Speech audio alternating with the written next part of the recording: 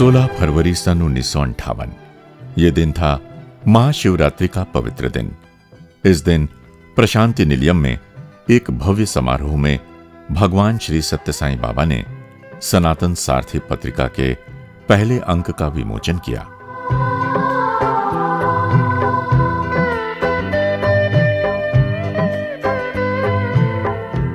इस पत्रिका का लक्ष्य था मानव के हृदय में सत्य, धर्म, शांति, प्रेम और अहिंसा के बीज रोपित करना और मानव को रूपांतरित कर उच्च आध्यात्मिक स्तर पर पहुंचाना।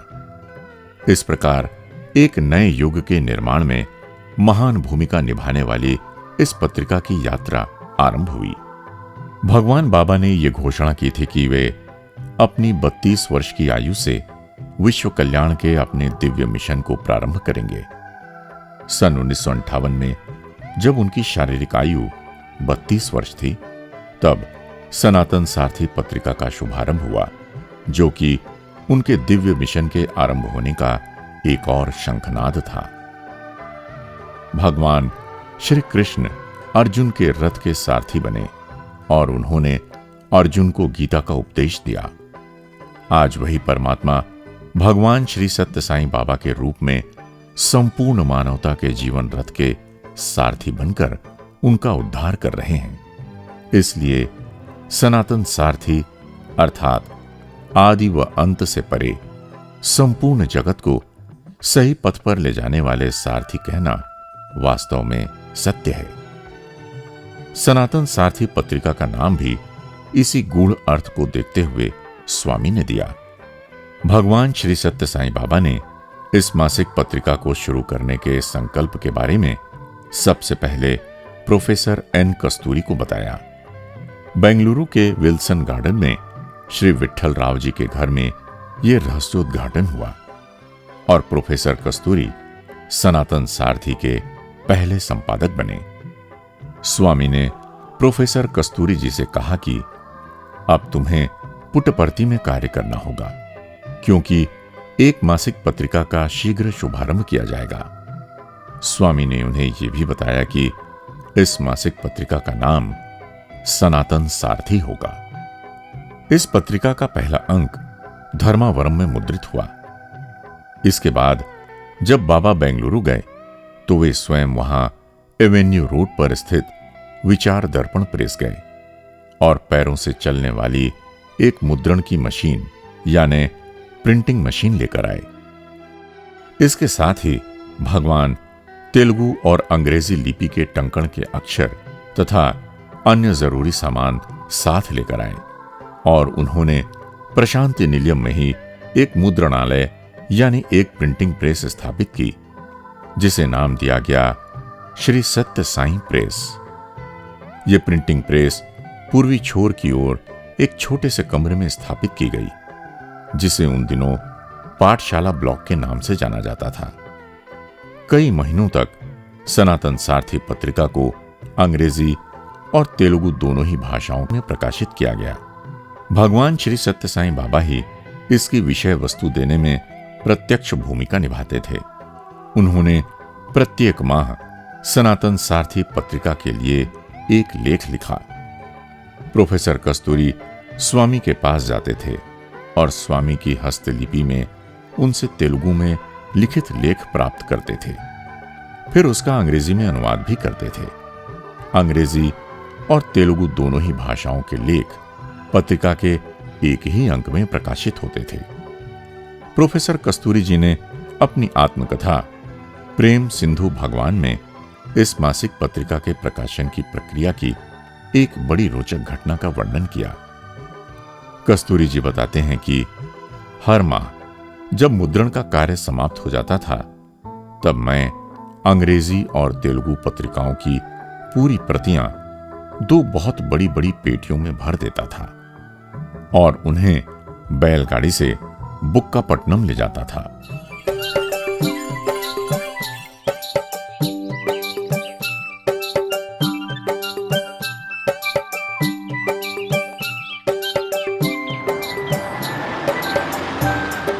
फिर उन्हें पेनुकोंडा की ओर जाने वाली बस की छत में चढ़ाता था। और बस को पेनुकोंडा रेलवे स्टेशन से लगभग 300 गज पर रेलवे क्रॉसिंग के पास रुकवाता था। पेटियों को बस से नीचे उतारा जाता था और टार्जन की भांति एक बलिष्ठ कूली नरसप्पा अपने सिर पर रखकर इन पेटियों को प्लेटफॉर्म तक ले जाता था। वहां मैं बेंगलोर की ओर जाने वाली गाड़ी के आगमन की प्रतीक्षा करता था।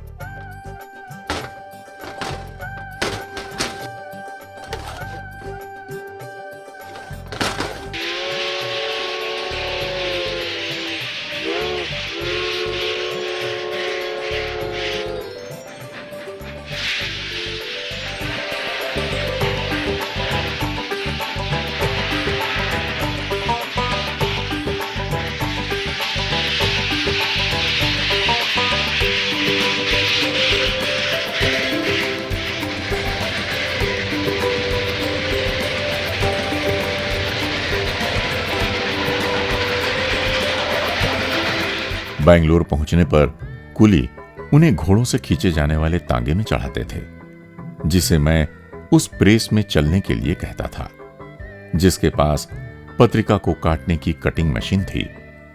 इसके बाद ठीक ढंग से बराबर कटी प्रतियों से भरी पेटियां शहर की हृदय स्थली में स्थित एक भक्त के मकान में ले जाई जाती थीं। मैं वहां लगभग 1 दर्जन नवयुवकों के सेवा दल के साथ रात्रि भर कार्य में व्यतीत करता था। ये लोग स्वेच्छा से पत्रिकाओं को निर्धारित भक्तों के पते पर भेजने हेतु रैपर लगाकर तैयार करते, जो हम प्रशांति निलयम से ही लाते थे। इस प्रकार प्रतियां डाक से भेजने के लिए तैयार हो जाती थीं और हम लोग कुछ घंटे विश्राम करते थे। अगले दिन मैं वही क्रम दोहराता था। घोड़ा गाड़ी से वापसी, कुलियों से सहायता, रेलगाड़ी की यात्रा, पेनुकोंडा स्टेशन, नरसप्पा का श्रम, बैलगाड़ी में यात्रा और अंत में प्रशांति निलयम पोस्ट ऑफिस पहुंचना। फिर ठप्पा लगाकर उस बहुमूल्य प्रसाद को 300 से अधिक घरों में यात्रा करने के लिए रवाना कर देता था। भक्त इसे बड़ी श्रद्धा से प्राप्त करते और पत्रिका पहुंचाने वाले पोस्टमैन को नमन करते। सन 1973 में मुद्रणालय यानी प्रिंटिंग प्रेस को बेंगलुरु के व्हाइटफील्ड में स्थित वृंदावन आश्रम में स्थानांतरित कर दिया गया। इसे ब्रिज वृंदावन प्रेस का नाम दिया गया। भगवान श्री सत्य साईं बाबा ने 1 जनवरी सन 1972 को इसका शुभारंभ किया। सन 1986 में इस प्रिंटिंग प्रेस को पुनः प्रशांति निलयम स्थानांतरित कर दिया गया। वहां इसे उस स्थान पर लगाया गया जहां वर्तमान में कनिष्ठ छात्रों का छात्रावास है। इसके कुछ ही समय बाद प्रोफेसर कस्तूरी जी ने अपनी अंतिम श्वास ली और उनके निधन के पश्चात श्री वी के नरसिम्हन जी को सितंबर सन 1987 में सनातन सारथी का संपादक बनाया गया। सन 1994 में प्रिंटिंग प्रेस को प्रशांति निलयम के उत्तरी भाग में स्थानांतरित किया गया, जहां यह आज भी संचालित है।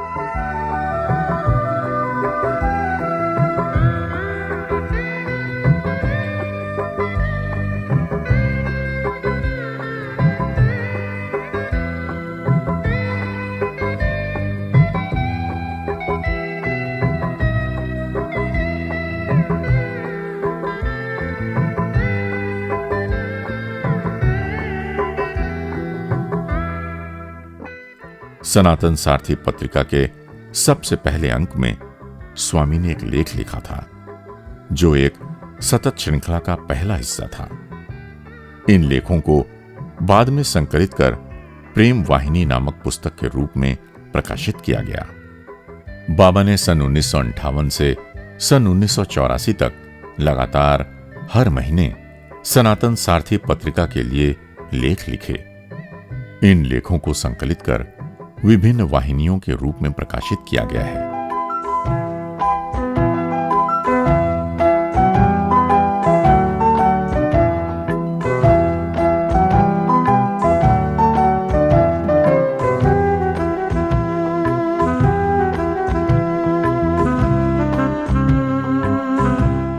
अंतिम वाहिनी थी लीला कैवल्य वाहिनी।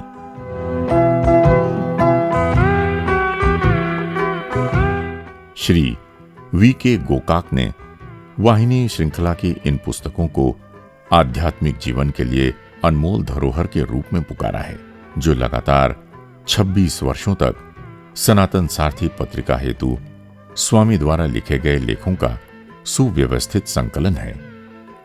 यदि केवल इस कार्य की वृहद निरंतरता को देखें तो अपने आप में यह एक असाधारण कार्य है।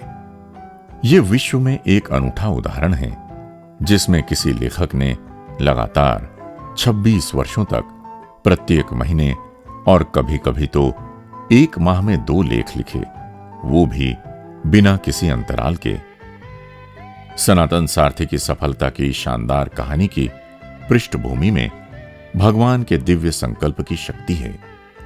सनातन सारथी पत्रिका के वार्षिक दिवस के अवसर पर प्रशांति निलयम में सन 1962 में भगवान बाबा ने विशेष तौर पर घोषणा की कि सनातन सारथी मेरे संकल्प, मेरे उत्साह और मेरे आनंद का परिणाम है। जब मैं अपने मिशन को पूर्ण करने की दिशा में संकल्प लेकर कोई कदम उठाता हूं तो उसके मार्ग में कोई बाधा आ ही नहीं सकती। लगभग 40 भागों में भगवान श्री सत्य साईं बाबा के दिव्य प्रवचनों का संकलन कर श्री सत्य साईं वचनामृत के नाम से प्रकाशित किया गया है। लगभग 60 वर्ष पूर्व के ये प्रवचन आज भी उतने ही उपयोगी और वर्तमान समय के अनुकूल मार्गदर्शन प्रदान करने वाले हैं।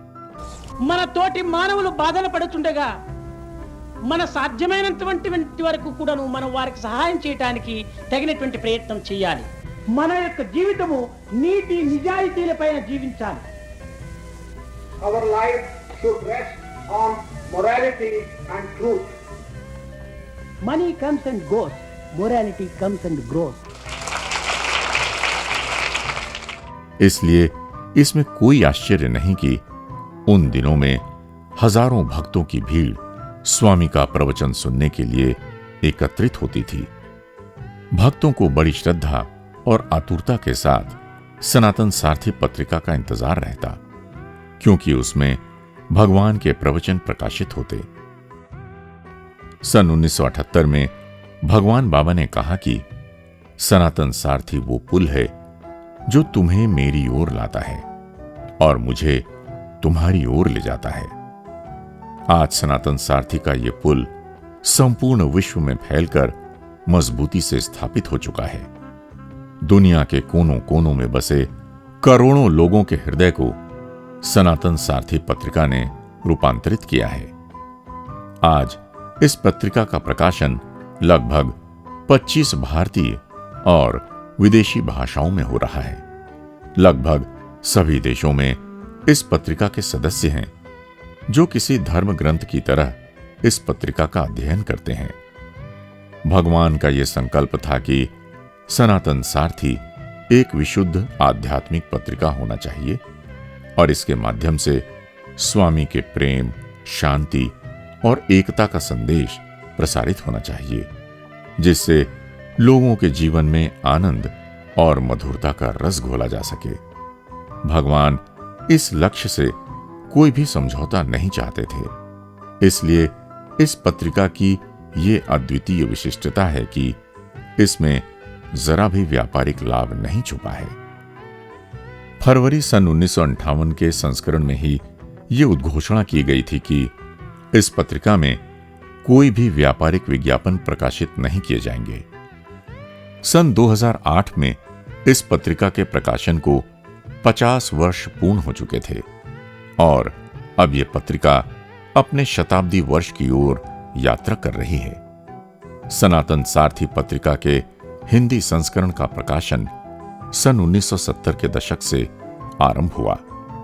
स्वामी ने दिल्ली के साईं भक्तों को यह जिम्मेदारी सौंपी कि वे सनातन सारथी पत्रिका को हिंदी में प्रकाशित करना आरंभ करें। लगभग 40 से अधिक वर्षों तक दिल्ली के साईं भक्तों ने सनातन सारथी हिंदी संस्करण का प्रकाशन किया। हिंदी भाषी क्षेत्रों के साईं भक्तों के लिए उन दिनों सनातन सारथी पत्रिका का प्राप्त होना बड़ा ही आनंद का क्षण होता था। स्वामी के प्रवचनों को वे हिंदी में पढ़ सकते थे। अनेक साईं भक्तों ने सनातन सारथी पत्रिका के अंकों को वर्षवार संजोकर आज भी भली भांति जिल्द कराकर सुरक्षित रखा हुआ है।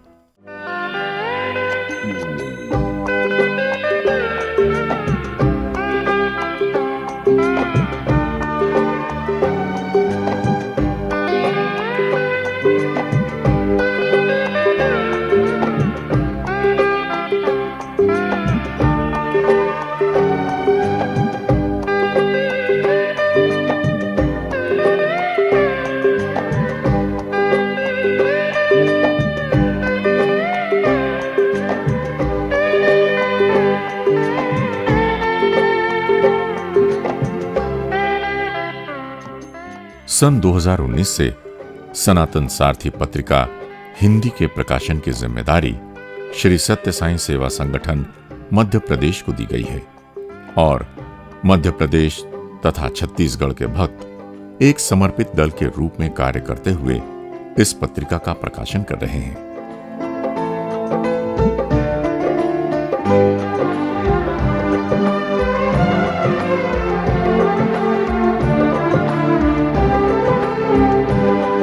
ओम श्री साई राम। 130 करोड़ की आबादी में 78 करोड़ लोग हिंदी बोलते और समझते हैं। पूरे विश्व की तीसरी सबसे अधिक बोली जाने वाली भाषा हिंदी है, किंतु यदि सनातन सारथी की प्रसार संख्या की दृष्टि से देखें तो आज हमें बहुत कार्य करने की आवश्यकता है। हम सभी सेवा दल मिलकर एक संकल्प लें कि न सिर्फ हम स्वयं पढ़ेंगे बल्कि अपने सभी मिलने वालों को, परिजनों को, मित्र मंडली को, सबको सनातन सारथी पढ़ने के लिए प्रेरित करेंगे। सनातन सारथी आप ऑनलाइन भी बुला सकते हैं। श्री सत्य साईं सेवा संगठन मध्य प्रदेश की वेबसाइट पर जाएं और ऑनलाइन भी आप सनातन सारथी सब्सक्राइब कर सकते हैं। जय साई राम।